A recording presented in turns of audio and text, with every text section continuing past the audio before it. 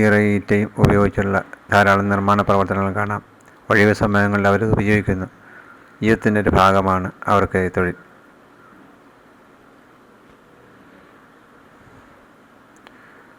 മൂപ്പന്മാർ ഏറെ കാര്യങ്ങൾ അവർക്ക് പറയാനുണ്ട്. ഊരിൽ വന്ന മാറ്റങ്ങൾ, കാലാവസ്ഥയിലെ മാറ്റം, സാഹചര്യങ്ങളിലുള്ള വ്യത്യാസം, അങ്ങനെ ഒട്ടേറെ കാര്യങ്ങൾ. റെനി ആദിവാസികളുടെ ഇടയിൽ അവരുടെ ജീവിത രീതിയുമായിട്ട് ബന്ധപ്പെട്ട കാര്യം പഠനത്തിനായി എത്തിയതാണ്. മൂപ്പന്മാരാണ് ഓരോ കഥകളും പറഞ്ഞു തരുന്നത്. പഠനത്തിനെത്തിയ ഞാനും റെനിയും ഒരു ആദിവാസി മൂപ്പനും. ആദിവാസികളുടെ ക്ഷേത്രമാണ്. ഷെഡ് കുടിക്കടുത്തുള്ളതാണിത്. തുലാമാസത്തിലാണ് ഇവിടെ ഫുട്ബോൾ കോർട്ടാണ്. വോളിബോളല്ല, ഫുട്ബോൾ കോർട്ട്.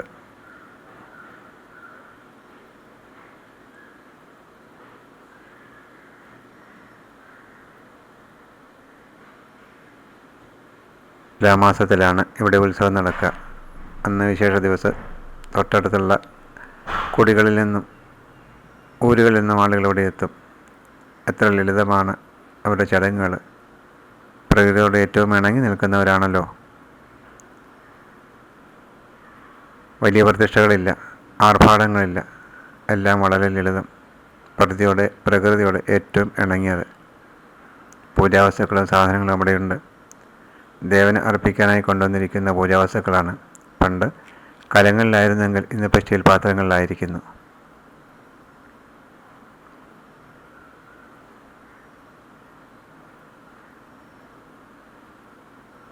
വളരെ ലളിതമായ ചടങ്ങുകളാണ്. അവലും കൊട്ടത്തേങ്ങയും ശർക്കരയും. അവൽ അവിടെ കൃഷി ചെയ്ത് ഉണ്ടാക്കുന്നതാണ്. അതാണ് നിവേദ്യമായി അവിടെ കൊണ്ടുവരുന്നത്. ഓരോ വീടുകളിൽ നിന്നുള്ള നിവേദ്യങ്ങൾ പാത്രങ്ങളിൽ നിറച്ചിരിക്കുന്നു. പൂജയ്ക്ക് ശേഷം അവ വീടുകളിലേക്ക് തിരിച്ചു കൊണ്ടുപോവുകയും ചെയ്യും. ഒപ്പം ഈ വിഭവവും കൊടുത്തയക്കും.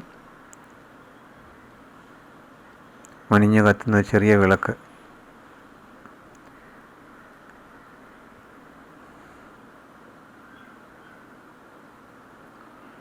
ദീപം കൊളുത്തി ആരാധന ആരംഭിക്കുന്നു.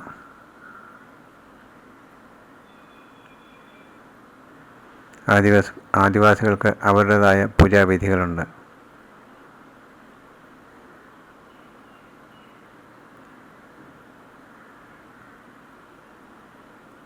ഒരു കുഞ്ഞു വിളക്കിൻ്റെ മുമ്പിൽ, ഒരു നെയ്ത്തരിയുടെ മുമ്പിൽ ചടങ്ങുകൾ കഴിയുന്നു. തൊഴുത് വണങ്ങി ദേവനെ മനസ്സിൽ ധ്യാനിച്ച് പൂജാദ്രവ്യവും വാങ്ങി ഓരോരുത്തരും വീടുകളിലേക്ക് മടങ്ങുന്നു. എത്ര ലളിതമായ ചടങ്ങുകൾ! അനാർഭാടമായ രീതിയിൽ ആണ് ഇത് നടക്കുന്നത്. മേളങ്ങളില്ല, ചമയങ്ങളില്ല, മറ്റു വാദ്യഘോഷങ്ങളൊന്നുമില്ല. മനസ്സിൻ്റെ ഉള്ളിലെ ദേവനെ ആരാധിക്കാൻ അവർക്കിത് മാത്രം മതി. കുട്ടികളെയും അത് ശീലിപ്പിക്കുന്നു. താണു വണങ്ങി അടുത്ത കൃഷിക്കാലം സന്തോഷകരമായിരിക്കാൻ, പ്രകൃതിയുടെ മറ്റ് ശല്യങ്ങളൊന്നും ഉണ്ടാകാതിരിക്കാൻ, കാട്ടുമൃഗങ്ങളുടെ ഉപദ്രവം ഉണ്ടാകാതിരിക്കാൻ, നല്ല വിളവ് കിട്ടാൻ, കേടുപാടുകൾ വരാതിരിക്കാൻ, കീടങ്ങൾ വരാതിരിക്കാൻ അനുഗ്രഹം വാങ്ങി തൊഴുകൈയോടെ നെറ്റിയിൽ തിലകവും ചാർത്തി ആളുകൾ പിരിയുന്നു.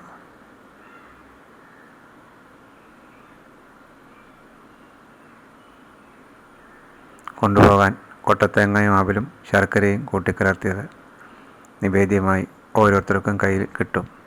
വീടുകളിലേക്ക് അത് കൊണ്ടുപോയി വിതരണം നടത്തുകയും ചെയ്യും. അങ്ങനെ ഓരോ ഊരുകളിലും കത്തുന്ന ഈ വിളക്ക് സാക്ഷിയാക്കി അവർക്ക് കൊടുത്തയക്കുന്നു. പാരമ്പര്യം, തനിമ അതൊന്ന് നിലനിർത്തുന്നതിന് വേണ്ടി അടുത്ത തലമുറയ്ക്കും. പാർട്ടി പ്രവർത്തനങ്ങൾ തുടങ്ങിയിരിക്കുന്നു. അടുത്ത ഇലക്ഷൻ വരാനിരിക്കുന്നതേ ഉള്ളൂ. അതിന് മുമ്പേ എത്തിയിരിക്കുന്നു പാർട്ടിയും പ്രകടന പത്രികയും പോസ്റ്ററുകളും. എന്നാലും ഊരും വളരെ ശാന്തമാണ്. എന്തൊക്കെ വന്നാലും അവിടെ മാറ്റങ്ങൾ വളരെ സാവധാനമേ കടന്നു വരൂ. ഇതൊരു കോഴിക്കോടാണ്. ആദിവാസി അവൻ്റെ തനത് ശൈലിയിലുണ്ടാക്കിയ കോഴിക്കോട്. കുറുക്കൻ പിടിക്കുന്നത് വരെ ഇവിടെ സുരക്ഷിതമായിരിക്കും. ആട്ടിൻകൂട് തട്ടിട്ട് അതിലാണ് ആടുകൾ വളരുന്നത്. മേൽക്കൂര പ്ലാസ്റ്റിക്കാണ്. ഇത് കൃഷിയിടം ആക്രമിക്കാതിരിക്കാൻ അവിടെ വേലി കെട്ടിയിട്ടുണ്ട്. വീടുകളോട് ചേർന്ന് ഔഷധച്ചെടികളും ധാരാളമായിട്ട് വെച്ച് പിടിപ്പിക്കും. രോഗത്തിന് അവർക്കത് വേണം. ആടുമാടുകളെ വളർത്തുക ഒരു ശീലമാണ്. ഏത് കുടികളിലും വെള്ളം എത്തുന്നത് ഇതുപോലെ ഹോസുകൾ വഴിയാണ്. അടുത്ത പ്രാവശ്യം വീട് മേയുന്നതിനുള്ള പുല്ല് വളരെ നേരത്തെ ശേഖരിക്കപ്പെടുന്നു. പുൽമേഞ്ഞ വീടുകളല്ലാതെ മറ്റൊന്നും നമുക്ക് കാണാനുമില്ല വഴിയിടങ്ങളിൽ. ഇതൊരു ശൗചാലയമാണ്. വെളിയുടെ വിസർജനം ഇവിടെ കുറവാണ് എന്നാണ് പറയുക. വായനശാലയും കടന്ന് ഒരു ഫുട്ബോൾ കോർട്ടിൻ്റെ മുമ്പിലാണ് ഇപ്പോൾ നമ്മൾ നിൽക്കുന്നത്. കാണുന്നത് ഷീറ്റ് മേഞ്ഞപ്പുരകളും ഒക്കെ. റെനി പഠനത്തിന് ശേഷം നാട്ടിലേക്കുള്ള യാത്രയിൽ 18 കിലോമീറ്റർ വനത്തിൽ കൂടി പോകണം. ഏലക്കാടുകളാണെന്നാണ് പറയുന്നത്. പക്ഷേ ഏലം പേരിന് മാത്രം. കാട്ടുമൃഗങ്ങൾ ഏത് സമയം കടന്നു വരാം. 18 കിലോമീറ്റർ നടക്കണം. അതിനിടയ്ക്ക് 2-3 എടുത്ത് വിശ്രമിക്കാം. വീണ്ടും നടത്തം തുടരും. വാഹനങ്ങളൊന്നുമില്ല.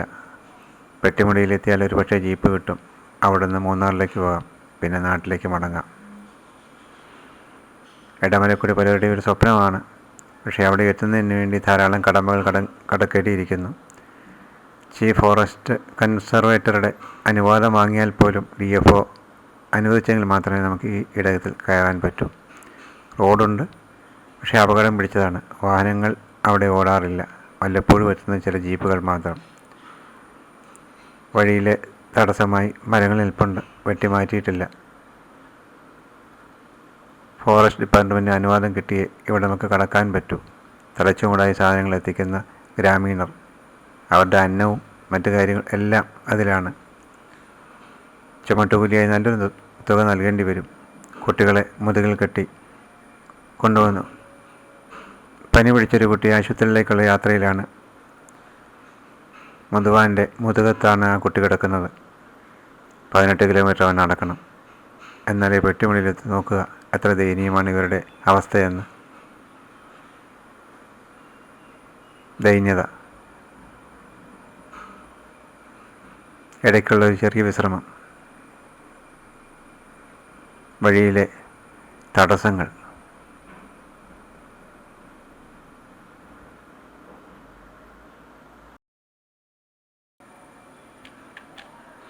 തലച്ചുമടായി സാധനങ്ങൾ കുടിയിലേക്ക് എത്തിക്കുന്നത് ചെറുപ്പക്കാരും അതുപോലെ തന്നെ മറ്റുള്ളവരുമാണ്.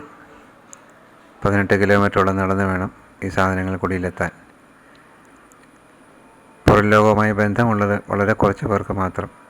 അവരുടെ അടുത്ത പട്ടണവും അടുത്ത ഇടവും മൂന്നാറാണ്. അവിടേക്ക് യാത്ര ചെയ്യാൻ ഒട്ടേറെ കടമ്പകളുണ്ട്. ഇനിയും ഇടമലക്കുടിയുടെ പ്രതീക്ഷകൾ പൂവണിയണമെന്നുണ്ടെങ്കിൽ ധാരാളം പ്രവർത്തനങ്ങൾ നടത്തേണ്ടിയിരിക്കുന്നു. ക്ഷേമ പ്രവർത്തനങ്ങളും വികസന പ്രവർത്തനങ്ങളും അവിടെ ആവശ്യമാണ്. അതിനു വേണ്ടിയിട്ടുള്ള പദ്ധതികളും മറ്റുമൊക്കെ വിഭാവനം ചെയ്യേണ്ടതും നടപ്പാക്കേണ്ടതുമുണ്ട്.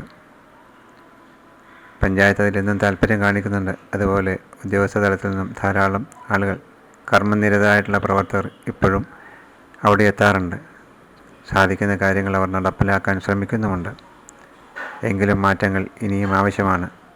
അത് നമ്മളെ ഓർമ്മിപ്പിക്കുന്നു. പെട്ടിമുടി അവിടുന്ന് പോകുന്ന മേരിമാത ജീപ്പ് ഇത് അപകടത്തിൽപ്പെട്ടിരുന്നു. പെട്ടിമുടിയിലെ ദുരന്തമുണ്ടായപ്പോൾ ആ ഡ്രൈവറും വണ്ടിയും മണ്ണിനിരയിൽപ്പെട്ട് അവരെ ഇതുവരെ തിരിച്ചു കിട്ടിയിട്ട് പോലുമില്ല. ആദിവാസികൾ ഒരു അല്പവിശ്രമത്തിന് വെയിലിരിക്കുന്നു. നാളത്തേക്കുള്ള പ്രതീക്ഷകൾ. ഈ കുട്ടികളും പ്രതീക്ഷയുടെ വാഗ്ദാനങ്ങളാണ്. അവർക്കും ഇനിയും പല കാര്യങ്ങൾ നേടേണ്ടതുണ്ട്. ആ പ്രതീക്ഷയിലാണ് എല്ലാവരും. അതിനുവേണ്ടി ഒത്തൊരുമയോടെ പ്രവർത്തിക്കുകയും ചെയ്യുന്നു. ഇടമലക്കുടി അവരുടെ വിദൂര സ്വപ്നം ഇനിയും സാക്ഷാത്കരിക്കാൻ കഴിയുകയില്ലേ?